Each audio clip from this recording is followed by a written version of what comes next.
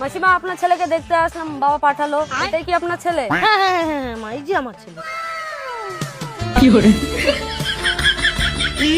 হ্যাঁ মা, বুঝো বুঝো বুঝো বুঝো মা। না না মাসিমা, আপনি ঝাড় দিন। দেখা গেল বিয়ের পরে আপনার ছেলের অসুখ টসুখ হলো, তখন তো আপনাকেই ঝাড় দিতে হবে না? অভ্যেস করা ভালো। এই যে চা। আচ্ছা, তুমি কি করো? আমি পড়াশোনা করি। আরে পড়াশোনা করে কি হবে? ভালো একটা ব্যবসা করো, যেন আমার খরচাটা ওঠে। পড়াশোনা বাদ দাও। আচ্ছা, তুমি কি কি করতে পারো? আমি সব কাজ করতে পারি। হ্যাঁ হ্যাঁ মা, আমার ছেলে সব পারে, রান্না করা, বাসন মাজা, থালা মাজা, সব কিছু। আচ্ছা চলো তো, কোথায় পারো একটু আমাকে ডেমো দেখাবে? হ্যাঁ হ্যাঁ বাবা, চল চল চল চল চল।